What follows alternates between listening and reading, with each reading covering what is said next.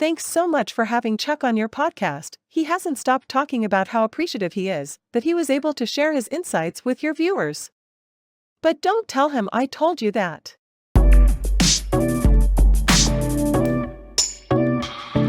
Hey everybody, this is Chris Brandt here with another FUTR podcast. Healthcare in the U.S. is full of deep-rooted inequality and systemic flaws. How do we improve the system as it falls further into chaos and people are leaving the profession? Today, I'm joined by Chuck Rinker, CEO of PRSONAS, which is working on creating a digital workforce with their personality engine that speaks any language, has all the information you may need, all while doing it with empathy and emotion.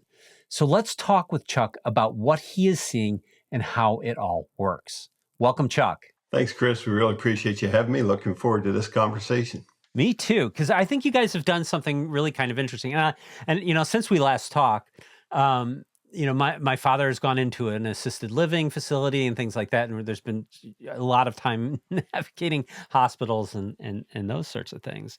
So I'm starting to appreciate in greater detail the need for something like what you guys have built. So could you, just to get started, could you talk about like your journey and the philosophy behind PRSONAS? It kind of can wrap up pretty simply. I spent an early part of my career in military simulation, a lot of simulation work, got into game development. And in game development, the whole name of the commercial game for game developers is how do you get and keep people engaged with your gaming? How do you interact with humans? How do you get them, you hate to use the word in the medical side, but how do you get them addicted to the gameplay you're providing? And after going through some health journeys of our own, my wife and I, and spending about 10 or 15 years in that space, I decided that there was probably a better use case for that human engagement component. And so we really started applying it to the retail sector and really said, okay, well, if we can get kids addicted to games, how do we take that engagement component and engage it in more of a retail setting? That eventually led into this, what we call personas with a purpose, which is, wait a second, let's do something a little bit better. Let's help patients and people who have a hard time navigating and communicating with all the breadth of technology and all that's available in the healthcare sector. How do you break down that communication barrier and really engage patients at a personal level? Let's talk about what PRSONAS is. Like when somebody interacts with PRSONAS and engages one of these personalized sort of assisted I don't maybe staff aug we can call them, but can you kind of just run through it, because it's an interesting concept? Yeah, at the core level, it sounds a little tongue-in-cheek, but it's true. We're really just replacing the keyboard and mouse. If you remember the old Star Trek analogy, and you saw Scotty getting up to the computer, and he would talk to the computer, and he was kind of making fun of our archaic mouse, and I go, computer, I need this help. And it's really going, we've built so much time. Exactly, you got it. You've seen it. We've spent so much time creating all these amazing and wonderful technologies that can help help outcomes, help pretty much bring information to the forefront. But we haven't spent enough time focusing on what that means from a human. You and I have evolved the human race has evolved over a long period of time, learning how to communicate. I feel like I am still evolving a little bit. That's true. I think we all need a little evolution every once in a while. But we spent so much time learning how to talk. My wife tells me that repeatedly. That's right. So, see, the banter we're having right now is a prime example. There's a certain amount of camaraderie, a certain amount of emotional connection, bonding. You're laughing, I'm smiling. There's more to communication than just what you read on a page. So it's really beyond the series and the Alexas of the conversational, which is, okay, I'm going to speak something, and then I can tell the computer what you said. That's a real minimal part of it. What we talk about is that we would call human communication that involves everything around the brand intimacy. What do people want to be? How do they want to be spoken to? What is that personality? If you could take your brand or your healthcare journey, you're a patient, you're a healthcare brand, and you say, if I had encompassed my entire brand of what I want to be to that patient, what would he or she or they look like? What knowledge base would they have in their brain? How would they interact and engage with those patients? And so you look at it, and you kind of basically try to wrap up. If I had no access to keyboards, mice, or anything, and I could build that perfect human, that perfect healthcare, that perfect patient advocate, we'll use that term, that perfect patient advocate, Right. what would that be for you? And then we try to wrap that in. Now, we're pretty early in the AI world evolution. Gen AI is on everybody's tip of everybody's tongue, and IT departments are scrambling to figure out how to make it work. But at the end of the day, we're not trying to change the world overnight. We're really trying to take on those early use cases. You mentioned your family members and assisted facilities, and we focus on hospitals and environments. We go, let's not, we can't be all things to all people, but let's solve those simple things. Patient shows up at a hospital, they walk in the door, they're greeted by this friendly Pixar-looking avatar, not a human, and we'll get to that in a minute. Remind me to speak about the uncanny valley for a second. Yeah, for sure. Because I think that's interesting. Yeah. It's very interesting because we really kind of say we're not human replication, we're human communication. We're not trying to replace humans, we're trying to communicate with humans. That's a big differentiate between us and some of the other competitors or people scrambling to the market. So in any sense, you walk in, what do you want when you walk into hospital? 70% of patients are looking to find out where they need to go. And right now, there's a huge burden on the healthcare staff. We all know about labor shortages, inconsistent nurses, patient experience team members have long, frustrating days. Sometimes they're a little more short with their patients than they should be. Sometimes they're the most accommodating people in the world, and they're all trying their best, but everybody has their limits. This thing that we create, this personality, greets you consistently. We only divulge the information that the patient experience teams ask us to divulge. We really kind of pre-can what that user experience is going to be and how we can best serve that patient. Infinite patients, 24/7, they're there. So you walk in, it says, hey, welcome to this hospital. How can I help you today, Chris? Well, you know what? I just looked for a cup of coffee while I'm waiting for my daughter to get over her skin. Oh, you want a cup of coffee? The coffee shop is down the hall to the left. You could ask me, how much is parking? Well, parking is going to be $20 a day. You can get it validated here. Oh, I got to stay overnight. My kid was just admitted. Are there any local hotels I could stay in? Oh yeah, you know what? There's a Hilton right around the corner. So it's really about offering that without burdening the staff. So that's the experience you would get. Yeah, and it's really cool because like what you're talking about, like, finding people to work in healthcare is just brutal right now. I know that it's just it's a hard thing. So like you have that staff augmentation piece, which is really interesting. But I think some of the other things that, are looped into that is like you literally have a person you're talking to with kind of complete knowledge of everything going on in that facility potentially, right? Which is much more than you get with somebody who's a part-time worker who shows up, a couple days a week to greet people, right? But beyond that, I think the thing that's really interesting is that you provide this resource that becomes a patient advocate, and beyond that, it doesn't discriminate. It doesn't, like from a DEIA perspective, it's, not going to have those, unfortunate interactions that people can have, right? That's absolutely true. All this information is vetted. And I do have to be very clear with people because there's a big, I wouldn't say fear, it's founded, security, privacy, AI in general. When you leave up to a true generative AI piece, you can create what we call hallucinations, is what they call them.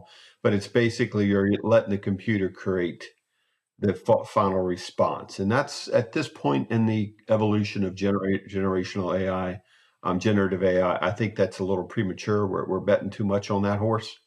So what we do is work directly with the patient experience team, and we'll use generative AI to create some of the responses to accelerate our production, to answer some of the simple pieces of the puzzle. But at the end of the day, all that information we do highly, highly recommend, just from a pure, doing the right thing. Let's make sure we're using this correctly and make sure that we're meeting all the compliance and regulatory needs we need. We do vet this information. So to your point, even though we're populating that, let's call it the brain of our Daphne, as everybody kind of gives their own name, like Princess Alexandra Hospital calls theirs Alex. So in any sense, we populate that knowledge base on all the information they know about the hospital. where's the locations, where the ward, what facilities are around, what geographical location they're in, some of their logistical pieces.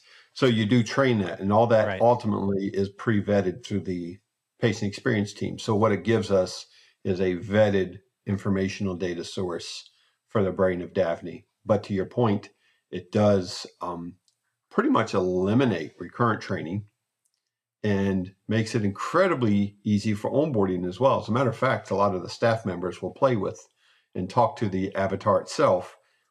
And that's kind of in a form of its own training itself. The avatar has already been provided that knowledge base, so they can kind of talk and engage with and give us their feedback as well. It also allows you to say, okay, you know what, we've had a change. And we're not even talking hospitals only. And, we've done a lot in the clinical trial world.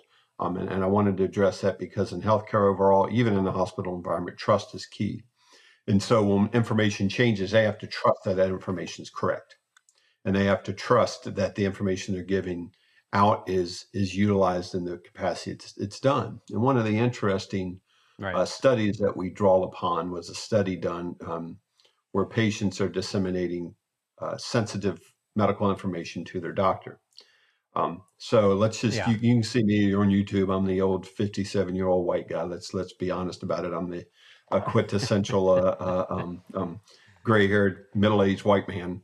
But, people you and me both. That might be of a minority, exactly, of a more underserved community or minority community, maybe a young teenager, they don't necessarily trust me like they should or would for valid reasons. So what we found in this study is that the information that you actually deliver to an avatar who you get to pick, what do you want that avatar to look like? Oh, I want it to look like a 27-year-old Hispanic female. Females overall have a better trust factor than males. I hate to say that, the studies show that. Not surprised. So we find that the information is coming from the patients into this database now. Yeah, there's a lot of things that are kind of on that fence of, is it politically correct or not? But we go by outcomes. I'm just giving you real data here. So the point is that the information that you're now getting from the patient, they now trust this avatar. They trust that this avatar is doing the right thing with my data and gathering the right data more than they do humans, which is another reason why I kind of jokingly wonder why my competitors are so hell-bent. Can I say hell on this podcast? If I didn't, you can scratch that one out. Absolutely can. Are so bent on you can go even worse if you want. But they're so hell-bent on creating it look like a human. Let's make it act like a human. Let's make it look like a human. And I kind of go, wait a second. If you don't trust a human, they sure aren't going to trust a fake human. So that's where we get into that uncanny conversation. And there's studies that show this too. It's pretty clear.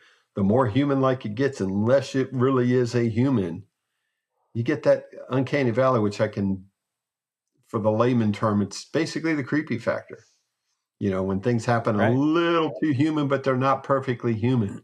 And ironically, the Hollywood's been playing on that for decades. You got the human body where the wrist turns just a little bit too far, their head turns a little past where it should be, or their eyes just aren't quite right. Things are just close, but they're not there, and that just kind of creeps you out. They have a lot of muscles in their upper lip, which don't exist. Exactly. And so we've kind of taken the old, and I'm a big, huge Disney fan. We've kind of taken, what's the most beloved band? What's the most trusted brand, beloved brand, trusted brand in the world? And it's Disney. Why? Yeah.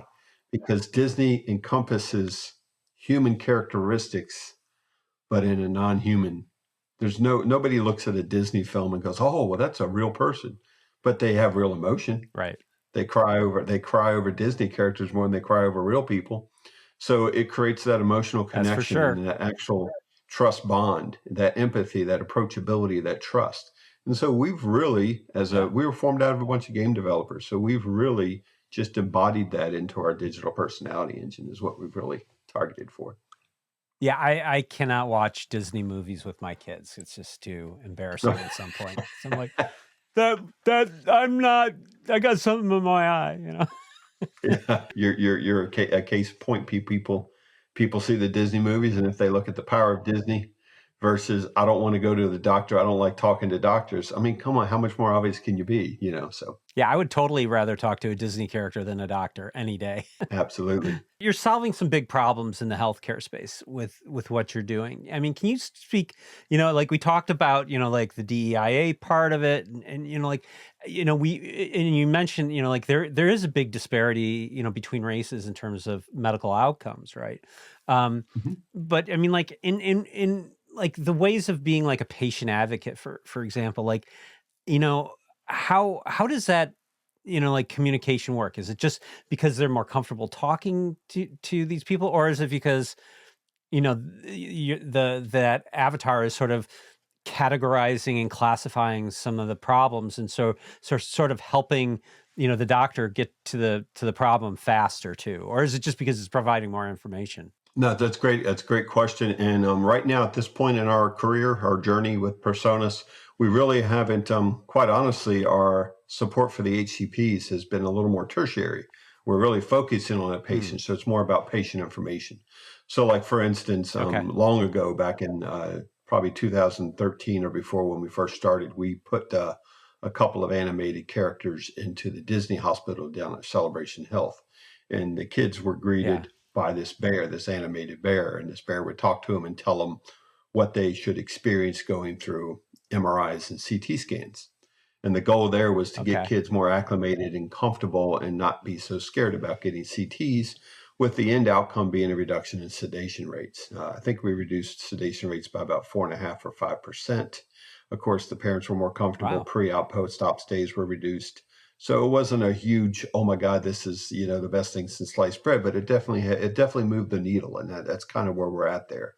More common recent use cases are really less about that information dissemination. Well, actually, it is about information dissemination, but less about the direct patient advocacy on helping that kid through that procedure. This is more, we've been doing work with a couple institutions, RTI being probably one of the primary, where we're working in the clinical trial space. You talk about improving outcomes, and as you know as well as I do, um, underserved communities, minorities are way, way, way underrepresented in clinical trials. And the deaf Totally. community is pretty much non-existent in the clinical trial world. So what we've done Oh, is wow. work with RTI. And so when you go into clinical recruitment, so we can get that targeted list, we're trying to target this demographic.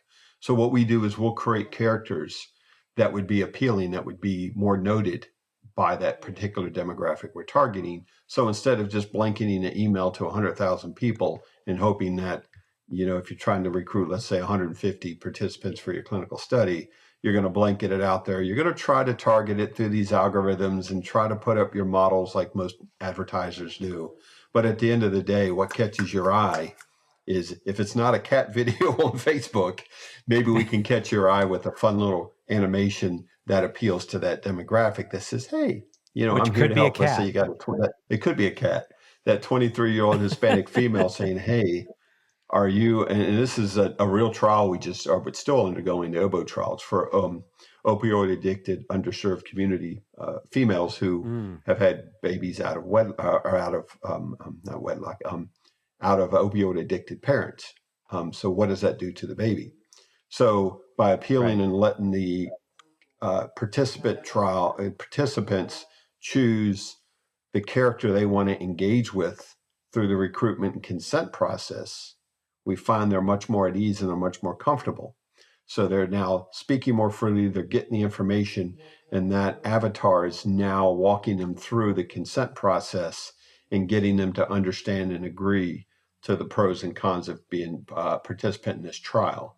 And that's Right. kind of what I mean by focusing on the demographics. So we're creating that trust for the underserved community that doesn't typically get represented. And we have yet, knock on wood, and I'm waiting for my first. So if any of your listeners are trying to conduct a clinical trial within the deaf community, let us know, because we do have a couple of staff members who are part of the deaf community, and we do take pride in our characters. We've trained our characters to do sign language, so we can do American Sign Language and British Sign Language currently. So we're really trying to push that from a full communication inclusivity perspective. American Sign Language is a different language. It's not necessarily English. People who speak sign language don't necessarily speak English, right? So it's kind of an interesting thing. But beyond that, I mean, your platform speaks how many languages? I mean, because no hospital is staffed with the amount of languages that you can, interact with, right? That is absolutely true. Yeah. Well, we currently have 5 languages deployed in London, but overall we have access to 150, a little over 150 languages that have been developed in Wow. partnership. We've been a Microsoft Gold partner since 2007. Um, I would say in the U.S., the multilingual, typically, to be honest, has been centered around English and Spanish. But our European Sure. deployments have taken far more advantage of the multilingual capabilities than our American trials. There's a lot of interesting things here that are going on, and just in terms of just straight up information, better information, like more comfort level, more trust. Um, I got to imagine, and you kind of mentioned some like interesting use cases you've had, but I got to imagine you've got some really cool projects that you've worked on, and some really interesting use cases. I would love to hear about some of the cool successes you've had in the market. Yeah, it's an interesting question because we've to date, I can't say we've been the resounding success that we're a worldwide recognized leader, but we have delivered probably 250 or so of these experiences to this point. But we started Yeah. back in the retail world, as mentioned. So when trade shows existed, a real common use case was being a product specialist. Tell me everything you can about the product that I'm supposed to be representing. One thing that most people don't realize is we actually were during the initial launch and training of the Toyota sales staff. We were the avatars that we put these holograms at the front of each of the RAV4s up at a closed regional meeting. And so the sales managers from each region could come up and talk to this character, and this character knew everything about the RAV4. So it was really more like sales training, sales enablement. We're the future of the automobile industry, and you have these little holograms talking about everything from how many foot-pounds of torque the wheels can deliver, and also the knowledge that you can program these avatars is, as you know, pretty mind-boggling. I think the practical limit right now is somewhere around 36,000 questions that we can expect to be responded to within a half a second or less. So we're not Google search engine yet, but with our Microsoft partner, that's a lot of information. Well, and I got to imagine as sort of the large language models evolve and things like that, your ability to integrate some of that kind of technology into the platform will be really interesting. Absolutely. As a matter of fact, it's funny you said that because that did key on what I consider one of the most intriguing use cases. And when you talk about how many languages we can speak, but as you know, you can train a language, to your point about training a large language. So we did a work with CBHA, which is the Columbia Basin Healthcare Association up there between Spokane, Washington, and Seattle, up in the Columbia Health Basin. And there's a large population of kind of a migratory group that speak a language called Mixteca, which is kind of Spanish, but also more of an ancient form. And it's written, but not partially written. And I think the numbers are something odd, like there's less than 200,000 in the world that speak Mixteca. So there was no language model for Mixteca. And their challenge was they serve that community, and that community would walk in the door. And of course, they don't have the staff that is native Mixteca speakers. So they would always have difficulty directing the patients coming through the door on where they needed to go, what they needed to do. So we spent a fair amount of time. We modeled up a character that resembled, the cultural differences they had, like an American Indian appeal to their facial features and their skin tone and such. So we built a model that represented a typical member of their community, and then we programmed a language model to recognize Mixteca. And so they would come through and be greeted in Mixteca and be able to ask for basic directions and all. So it didn't solve a big problem. It couldn't take them through the whole health journey, but at least made them feel. So when they walked in the deal to this whole concept of feeling trusted and represented, so they felt welcome. They were greeted in their native language. They felt welcome. They felt represented. And it was a great use case that you don't have to just stick to the languages. You can train them, and you can pretty much try to build something that olive branch, that culture outreach to whatever community you want to serve or need to serve.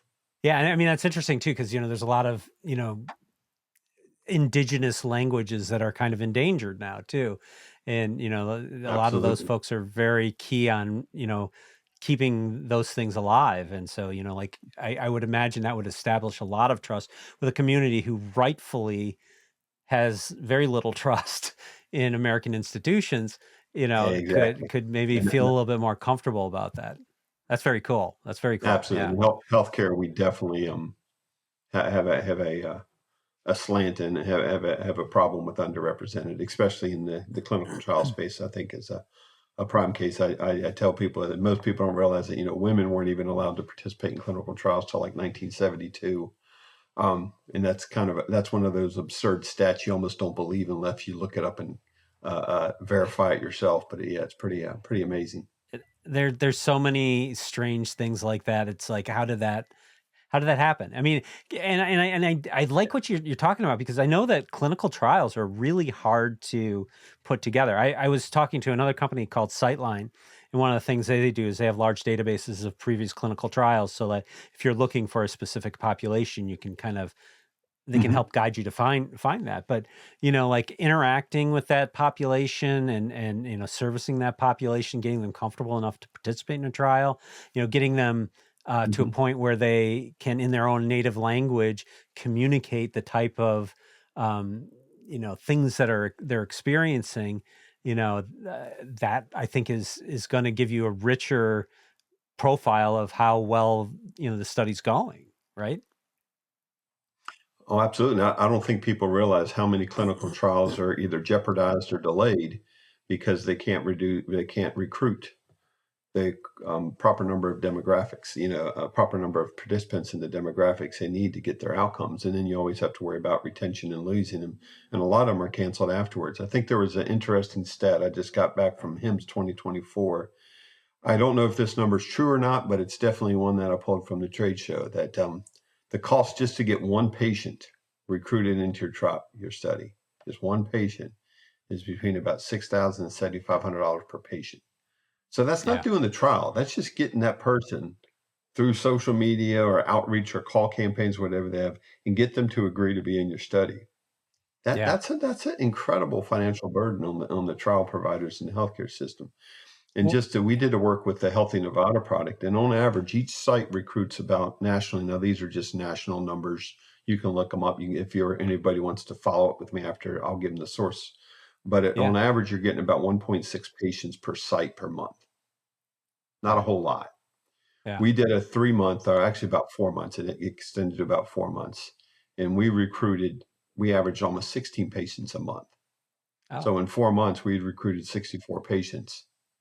And it's that's because the awesome. patient, our avatar, looked like the demographic they were targeting, would ask just some real basic questions. We didn't do the full interview and consent, but it's just getting that attracting to people and getting that trust. Okay, I trust this person. This looks like something I'd be interested in talk to. Yeah, you know what? I'm going to give this one a shot.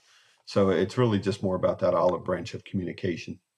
Well, and I know from talking to folks, like putting these things together, that these getting a drug to the stage of doing clinical trials, there's an enormous amount of expense that's already been, put into that, right? And if they can't get a proper cohort to do that testing, they could lose billions of dollars of development work that, Oh, yeah. and that happens all the time. And it's literally billions of dollars, so It's it crazy. it is a huge risk that, you can't get the right cohort for some of Yeah, these things. very much so. Very much so. So tell me, like where do you go from here? Like what are you going to do next? I mean, I could imagine like a million different ways that you could take this technology and do really cool things with it, right? Yeah, and you're reiterating the biggest challenge we have is with a smaller company with we don't have Microsoft resources or Amazon resources. We're a small company just trying to change things one piece at a time. We really are focusing on those repetitive, mundane tasks that live staff doesn't need the burden on. You talk about physician burnout, nurse burnout, healthcare uh, uh, um, um, employees overall. we really go, if we could just take a little bit of time, if I can save you just 4 or 5 hours a week, not trying to get you fired. I'm trying to say, if I gave you 4 or 5 hours that you didn't have to deal with these repetitive tasks, wouldn't that give you the freedom to elevate and do what only humans can do? So Like as far take a as those nap. use cases you're talking about, we're really, yeah, something like that. We're really focusing on those use cases. I know we've had a long-term relationship with Blue Cross Blue Shield of Massachusetts as well. They have a really intriguing use case of how to offer and how to give people during the open enrollment period and retention period, how to give them the information they need to make an informed decision on what healthcare insurance plan is best for them. So outside of screening and having people on cold calls and having your HR department try to get your employees in, you can really give some basic information on what plan your employee offers and what benefits it would get to you. And then once you get to a point where you're going, okay, I think I want this one, or I think I like this, then it will pass it off to the Blue Cross Blue Shield rep. So it's not meant to replace them. It's just meant to be more of a, you can almost call it a screening, pre-screening. Yeah, and we're doing pitches right now with another donor management system provider for helping screen for people who be doing like plasma donations, and the workforce required to do the screening on patient screening is another good use case, I think. So we're hopefully doing more in that realm as well. So all those cases where you just don't have the physical staff to handle the tier one, what we'll call tier one support. It's kind of like that first point of contact. We don't want to replace everybody. We want to attract, analyze if that person's a good fit, and then help the patients with that recurring, repetitive type task that human talent doesn't need to be doing every day. Well, I mean, that's sort of the ideal promise of artificial intelligence, right? I mean, it's not that it's going to replace all these people. It's just going to make people's lives better because they're going to be doing more meaningful work. I think that's sort of the best case scenario we've got going here. So yeah, not to interject there, but that's the number one complaint we get. Everybody believes we're trying to replace humans. That's why I strive. We're human communication, not replication. We also look at and go, well, you know what? People didn't complain. They complain. Some people complain. Probably the manual typewriter people. When you got laptops coming along, everybody was talking about secretaries losing their job. But think about the productivity gains they got out of it. And I kind of like to jokingly tell people, well, we just have a better keyboard and mouse. Our laptops just have eyes. Our laptops just have a face and can talk to you in a human voice. So we really try to stress that it really is, at the end of the day, a productivity tool, not a human collateral replacement. Yeah, well, I don't know if it was like Neil Stephenson or William Gibson or something. They said the future's already here, but it's just unevenly distributed. I hadn't heard that one, but I like that. I think this is really cool stuff. I mean, I like this stuff. And, now with some of the robotics that are coming in and all that, who knows what the future of all this is. Although I think robotics are going to go the other way and be a little scary. Yeah. From what I've seen of robotics. But, like that's it. I think like what you're doing, I love the approach you're taking, just like really looking at the end user and seeing what they need and providing that. And I know, like healthcare is so broken. Yep. Any help we can give the healthcare industry is going to be valued. I can't. Absolutely. I have to imagine. So, thanks so much for being on, telling us about PRSONAS. I dig what you're doing, and keep in touch. And I want to hear about some more great, cool use cases from you guys. Absolutely. As always, I enjoyed the conversation, Chris, and I do sincerely appreciate you giving me the time to talk to you and your audience. Thanks for watching. I'd love to hear from you in the comments. And if you could, please give us a like, subscribe, and share this episode with a friend who might be interested. And I will see you in the next one.